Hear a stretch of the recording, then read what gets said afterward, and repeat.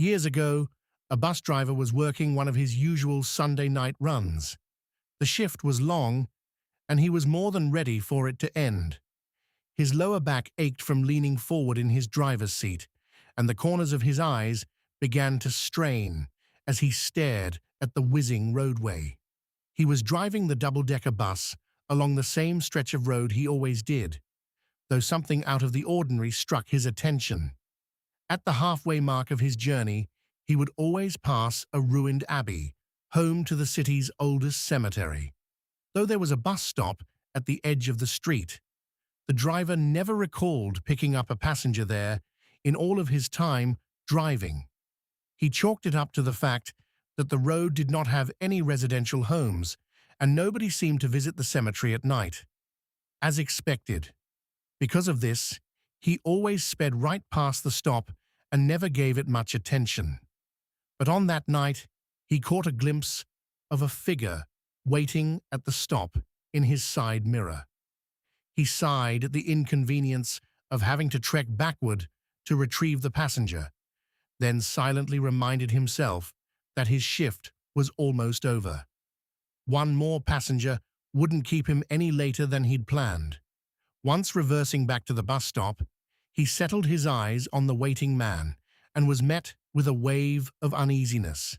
It was an older man with graying hair and an eerie grin, one that looked artificial and too forced. The man stepped onto the bus, making eye contact briefly with the driver before revoking it. Finally, he spoke out in an eldritch tone. "Just to the next stop, please." Not waiting for a response, he quickly stepped up to the top deck of the bus without saying anything else or handing the driver a ticket. The driver knew it wasn't worth following him upstairs and instead would stop the man on his way off to receive the payment.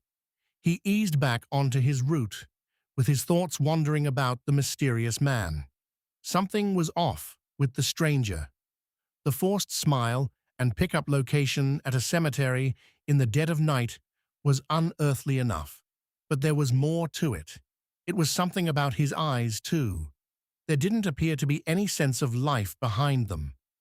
The driver shook his head, realizing the judgment he was casting on the stranger. The man was just at the cemetery, and it wasn't very fair to expect him to be chipper and sociable. After all, the driver knew he probably looked quite lifeless himself at the end of his long shift. He stopped the bus at the following drop-off location and waited for a second to hear the shuffling of the single passenger on the bus. "We've reached the next stop," he called up to the upper deck, but the gentleman wasn't coming down. He staggered to his feet and peered up to the top deck of the bus. Yet, there was nobody in sight. Taking to the steps, he found his way to the top, where there wasn't a single person. His mind couldn't compute the scene. The man had spoken to him clear as day before going to the top deck, and he was confident the lower deck was still empty too. He couldn't be imagining this, could he? The driver began frantically hunting for the passenger. He checked under the seats, even to ensure the stranger wasn't playing a strange game with him.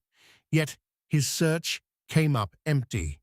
He only found an old yellowed newspaper pressed open in one of the seats. He snatched it up, scanning it for information. The age of the paper was confirmed when he saw the date in the upper left corner was stamped as the 20th of October, 1951. His eyes made laps along the articles to take in the details. In the bottom corner, he saw a short article reporting the death of Eric Bradley, a beloved character of the community, a man who was well known for his antics.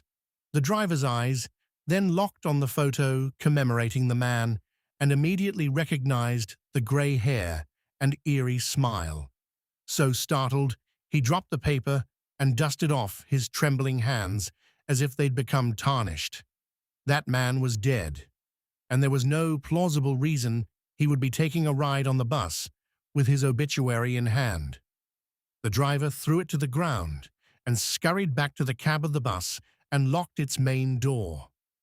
He was ready to bolt back to the station and leave the memories of the troubling shift behind. But as he checked his mirrors before pulling away from the stop, he felt his mouth go dry. In the reflection was a sight. He tried to blink away, but it didn't work. On the side of the road again, a man was smiling and waving directly at him in the darkness. It was the passenger, the dead passenger, who'd left his own obituary behind as a cruel parting gift. Chills spread across his body, and he slammed on the gas as he drove back to the bus depot. His heavy breaths hitched in his throat each time he peered into the mirror that reflected the empty seats of the bus. He feared that the taunting face would inexplicably find its way back inside the same way it got out. Once at the bus depot, he skipped the usual inspection of the double-decker. It was required at the end of every shift, yet he was far too spooked to stumble across that man or his ghostly newspaper.